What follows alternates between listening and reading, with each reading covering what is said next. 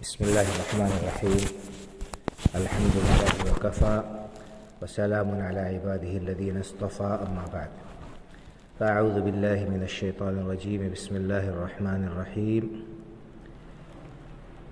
إنا أنزلناه في ليلة القدر وما أدراك ما ليلة القدر. ليلة القدر خير من ألف شهر. تنزل الملائكة والروح فيها بإذن ربهم من كل أمر. سلام هي حتى مطلع الفجر.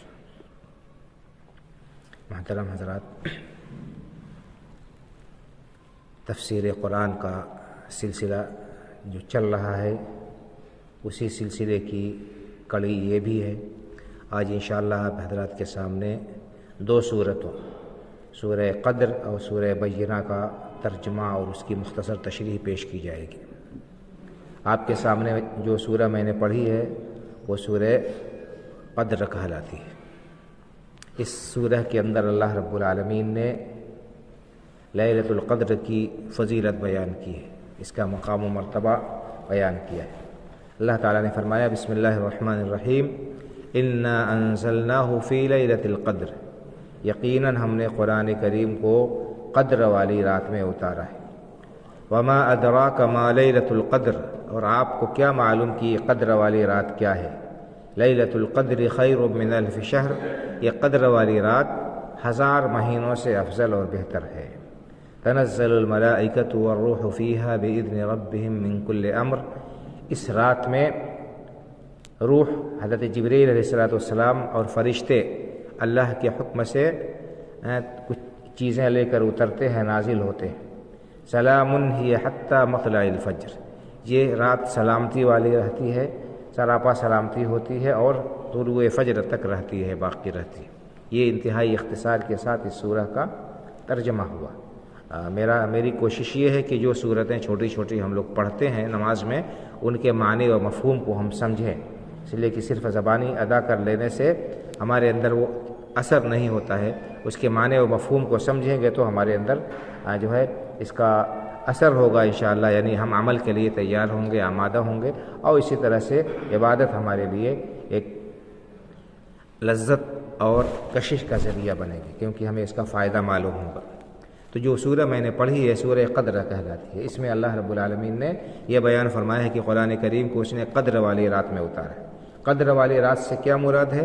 یعنی قدر سے مراد ایک تو یہ کہ بڑی عزت والی، بڑی ہی عظمت والی رات ہے۔ اس کی عزت اور عظمت کا معاملہ یہ ہے یا اس کا مرتبہ یہ ہے کہ اس ایک رات کی عبادت 1000 مہینوں کی عبادت سے افضل اور بہتر ہے۔ لیلۃ القدر خیر من الف شہر، اللہ نے بتا دیا کہ یہ قدر والی رات، جس رات قرآن اتارا گیا، یہ کیا ہے؟ 1000 مہینوں سے افضل اور بہتر ہے۔ تو قرآن کریم لوح محفوظ سے، جس میں اللہ رب العالمین نے قیامت تک پیش آنے والی ساری چیزوں کو لکھ رکھا ہے، اس سے قدر والی رات میں اتارا گیا، اور اس کے بعد 23 سال کی مدت میں تھوڑا تھوڑا اللہ کے رسول صلی اللہ علیہ وسلم پر اتارا گیا۔ لوح محفوظ سے آسمان دنیا پر، قریب والے آسمان پر جو ہے یہ ایک بار میں اتارا گیا لیلۃ القدر میں، اس کے بعد 23 سال کی مدت میں تھوڑا تھوڑا کر کے اتارا گیا۔ تو یہ بڑی عزت اور عظمت والی رات ہے۔ ایک تو یہ کہ اس کی عبادت 1000 مہینوں سے بہتر ہے۔ دوسرے، قدر کے معنی آتے ہیں تنگی کے۔ تنگی کا مطلب کیا ہے؟ حدیث میں آتا ہے کہ اس رات اتنے فرشتے اترتے ہیں زمین پر کہ زمین تنگ ہو جاتی ہے۔ اللہ نے فرمایا تنزل الملائکۃ والروح، اس رات میں فرشتے اور روح سے مراد حضرت جبرائیل علیہ السلام، ان کا ذکر خاص طور سے کیا کیونکہ تمام فرشتوں کے سردار ہیں۔ تو بہت کثرت سے اس رات میں فرشتے نازل ہوتے ہیں، اس وجہ سے اس کو قدر والی، یعنی زمین تنگ ہو جاتی ہے، اس وجہ سے اس کو لیلۃ القدر کہا گیا۔ اور دوسرے زیادہ معروف معنی یہی ہے کہ اس کی عبادت کا ثواب بہت زیادہ ہے، جیسا کہ اللہ نے خود بیان فرمایا کہ اس 1000 مہینے کی عبادت سے افضل اور بہتر ہے۔ اسی طرح سے ایک معنی قدر کے کیا ہے یہ بیان کیے جاتے ہیں۔ قدر کے معنی اندازہ لگانا اور تقدیر لکھنا۔ تو سال بھر میں کیا کچھ پیش آنے والا ہے، کیا کچھ اگلے سال تک رونما ہونے والا ہے، اسی رات میں اس کو لکھ دیا جاتا ہے۔ اللہ تعالیٰ نے تقدیر تو لکھ دی ہے آسمان و زمین کی تخلیق سے 50,000 سال پہلے ہی، لیکن ہر سال کیا کچھ پیش آنے والا ہے اسی قدر کی رات میں وہ جو ہے اس کو الگ کر کے فرشتوں کے حوالے کیا جاتا ہے۔ تو 3 معنی لیلۃ القدر کے بیان کیے گئے۔ قدر کے معنی ایک تو عزت والی رات اور عظمت والی رات کہ اس رات میں عبادت کا بہت زیادہ ثواب ہے۔ دوسرے قدر کے معنی تنگی کے ہیں، یعنی قدر والی رات کیوں کہتے ہیں؟ اس لیے کہ اس رات بہت کثرت سے فرشتے نازل ہوتے ہیں، جیسا کہ اسی سورہ میں اللہ نے فرمایا کہ تنزل الملائکۃ والروح فیہا بإذن ربہم، کہ اس میں فرشتے اور روح یعنی حضرت جبرائیل علیہ السلام اترتے ہیں۔ اور اسی طرح سے قدر کے معنی تقدیر لکھنے کے، اندازہ کرنے کے ہیں، تو یہ بھی کام اس رات میں ہوتا ہے، جیسا کہ سورہ دخان میں اللہ رب العالمین نے فرمایا کہ انا انزلناہ فی لیلۃ مبارکہ انا کنا منذرین، یقیناً ہم نے اس قرآن کو لیلہ مبارکہ برکت والی رات میں اتارا ہے، یقیناً ہم ڈرانے والے ہیں۔ فیہا یفرق کل امر حکیم، اس رات میں ہر حکمت والا یا محکم بات اس کو الگ کیا جاتا ہے۔ تو یہ اس رات اگلے سال کیا کچھ پیش آنے والا ہے اس کو اللہ رب العالمین جو ہے فرشتوں کے ذمے کرتے ہیں، اس وجہ سے اس کو لیلۃ القدر کہتے ہیں۔ اس سے یہ بھی معلوم ہوا کہ لیلہ مبارکہ جو ہے یہ شب قدر ہی اس سے مراد ہے، اور یہ شب قدر رمضان کے مہینے کی آخری طاق راتوں میں ہے، صحیح احادیث سے یہ ثابت ہے۔ بعض لوگ سورہ دخان کی اس آیت سے انا انزلناہ فی لیلۃ مبارکہ 15ویں شعبان کی رات مراد لیتے ہیں، شب برات جس کو کہتے ہیں، لیکن یہ کسی صحیح دلیل سے ثابت نہیں تھی، بلکہ خود قرآن سے اس کی تردید ہوتی ہے۔ قرآن میں اللہ نے کیا فرمایا؟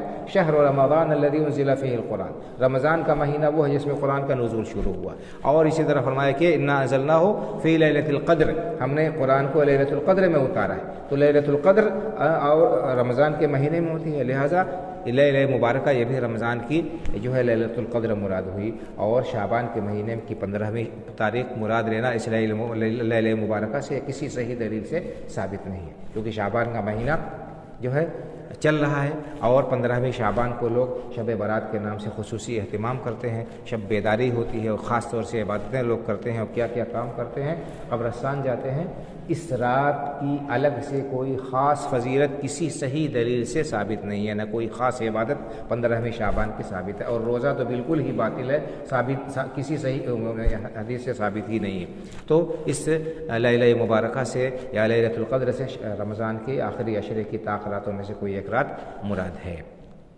بہرحال تو یہ سورہ کے مختصر سے تفسیر ہوئی کہ اس کے اندر اللہ رب العالمین نے لیلۃ القدر کا بیان کیا ہے۔ اگلے مہینے انشاءاللہ اللہ تعالیٰ سب کو صحت و عافیت کے ساتھ رمضان کا مبارک مہینہ نصیب کرے اور لیلۃ القدر نصیب کرے۔ ہمیں اس کے لیے تیار رہنا چاہیے، آمادہ رہنا چاہیے۔ جب ہمیں معلوم ہوگا کہ لیلۃ القدر کتنی عظیم رات ہے تو ہم خوشی خوشی جو ہے اس کی عبادت کے لیے تیار ہوں گے۔ انسان ایک رات محنت کرے اور 83 سال 4 مہینے اس کو عبادت کا ثواب ملے، کتنی بڑی یہ سعادت اور خوش نصیبی کی بات ہے۔ انسان کے لیے قہر بمپر آفر ہے کہ جتنا فائدہ انسان اٹھا سکتا ہے اٹھا لے۔ اگر کوئی انسان اس کو ضائع کر دے تو بہت بڑا محروم ہوگا۔ یہ اللہ رب العالمین کا اس امت پر خاص احسان اور کرم ہے کہ اس نے اس امت کے لیے ایسے مواقع فراہم کیے کہ عبادت تھوڑی کرے اور ثواب بہت زیادہ پائے۔ تو یہ لیلۃ القدر کے تعلق سے قرآن کریم میں بیان ہوا۔ اگلی سورہ ہے، تھوڑا سا آپ لوگ زحمت کر کے اس کو بھی سن لیں۔ اللہ سورہ بینہ، اس کا ترجمہ میں کر دیتا ہوں اور اختصار کے ساتھ تشریح۔ بسم اللہ الرحمن الرحیم۔ لم یکن الذین کفروا من اہل الکتاب والمشرکین منفکین حتی تأتیہم البینہ رسول من اللہ یتلو صحف مطہرہ فیہا کتب قیمہ۔ اللہ نے فرمایا کہ اہل کتاب میں سے جن لوگوں نے کفر کیا، اور اسی طرح مشرکین، یہ اپنے شرک سے کفر سے باز آنے والے نہیں ہیں یہاں تک کہ ان کے پاس کھلی ہوئی دلیل آ جائے۔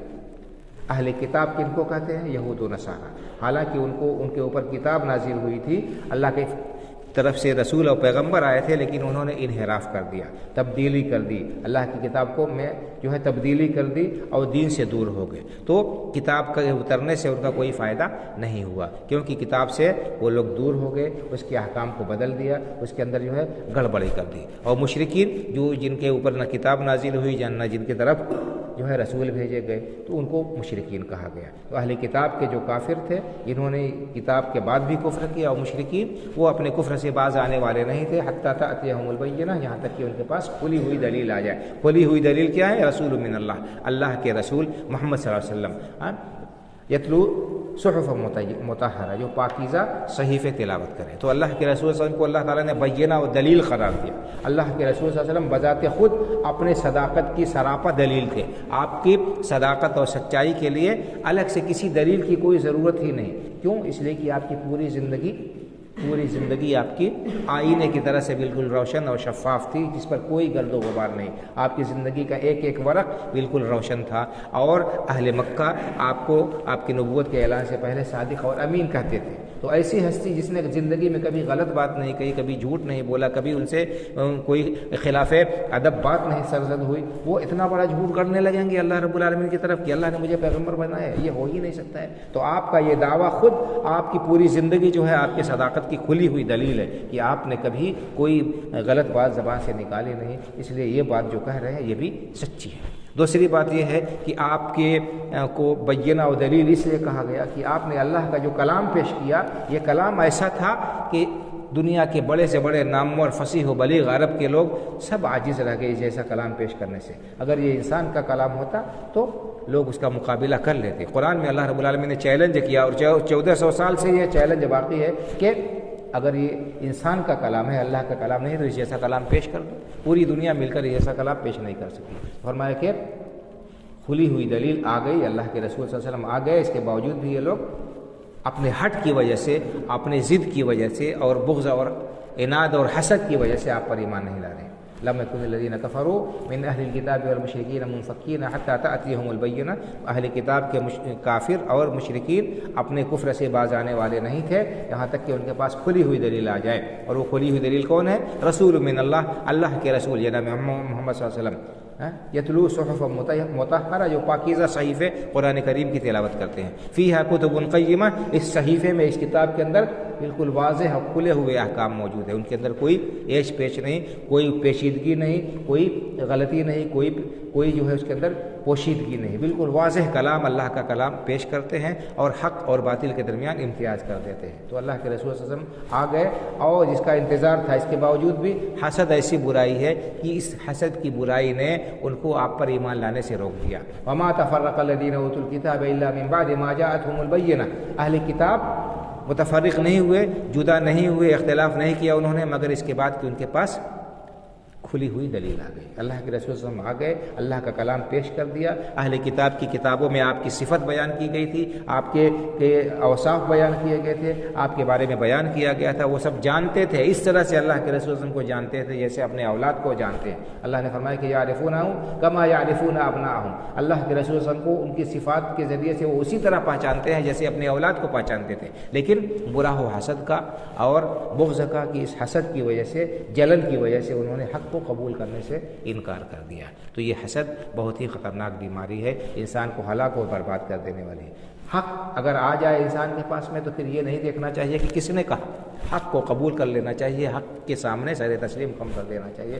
اسی میں کامیابی ہے. اور اگر آدمی نے حسد کی وجہ سے، کسی سے جلن کی وجہ سے حق کا انکار کر دیا، حق کو قبول نہیں کیا، ہم فلانے کی بات مانیں گے، ہماری مونچھ نیچی ہو جائے گی، ہماری ناک کٹ جائے گی، ہماری بے عزتی ہو جائے گی، حق کا انکار کر دیا تو سمجھ لیجیے کہ وہ بہت بڑے خسارے اور گھاٹے میں. یہود اور نصارہ اللہ کے رسول کے بارے میں جانتے تھے لیکن انہوں نے انکار کر دیا.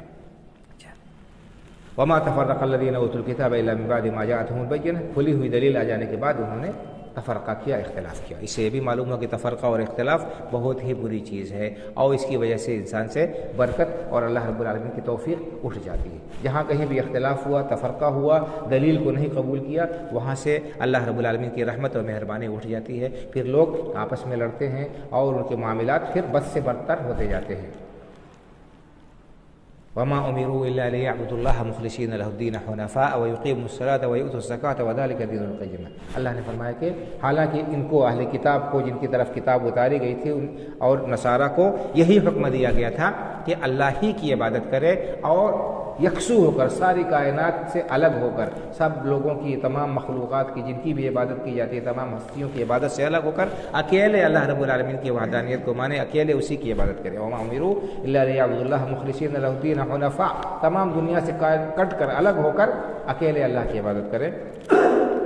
وَيُقِيمُ الصَّلَاةَ وَيُؤْتُ الزَّكَاةَ، اور نماز قائم کرے اور زکوٰۃ دے، وَذَلِكَ دِینُ الْقَیِّمَہ، یہی درست دین ہے، یہی درست دین ہے کہ انسان توحید کو اپنائے، توحید کو اختیار کرے اور نماز کی پابندی کرے اور زکوٰۃ ادا کرے۔ یہ تین چیزوں کا تذکرہ قرآن کریم میں جگہ جگہ کیا گیا ہے، ان کی بڑی تاکید کی گئی ہے، لیکن افسوس یہ کہ تینوں چیزوں میں کمزوری آ گئی ہے۔ توحید کو بھی بہت سے لوگ نہیں جانتے ہیں، توحید کا مطلب نہیں سمجھتے ہیں، اللہ کے ساتھ عبادت میں دوسروں کو شریک کرتے ہیں، اور اگر کسی نے کلمہ پڑھ لیا، اپنے آپ کو موحد ثابت کرتا ہے، وہ اعلان کرتا ہے، لیکن اس کی نماز دیکھیں، اس کی عبادت دیکھیں، اس میں بڑی کمی اور کوتاہی پائی جاتی ہے۔ اگر اللہ توفیق دیتا ہے تو ہم اپنے من میں اپنے آپ کو بڑا سمجھتے ہیں، یہ توفیق اللہ کی طرف سے، اگر اللہ کو کی طرف سے توفیق ملتی ہے بندے کو تو اللہ کا شکریہ ادا کرنا چاہیے، اللہ رب العالمین سے رو کر اور گڑ گڑا کر اس عمل کی قبولیت کے لیے دعا کرنا چاہیے۔ تو نماز قائم کرنا اور زکوٰۃ ادا کرنا یہ بہت ہی اہم اور بنیادی صفت ہے اہل ایمان کی۔ اللہ نے فرمایا کہ یہی درست دین ہے۔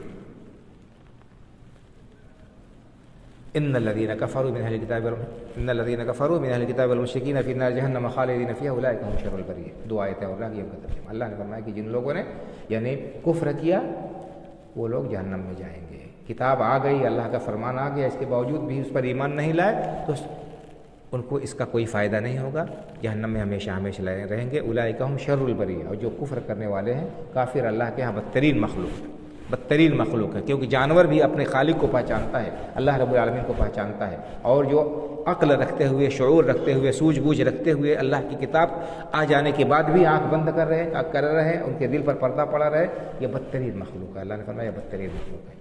اور ان الذین آمنوا وعملوا الصالحات اولئک هم خیر البریہ، جو لوگ ایمان لائے، جنہوں نے نیک عمل کیا، وہی بہترین مخلوق ہے۔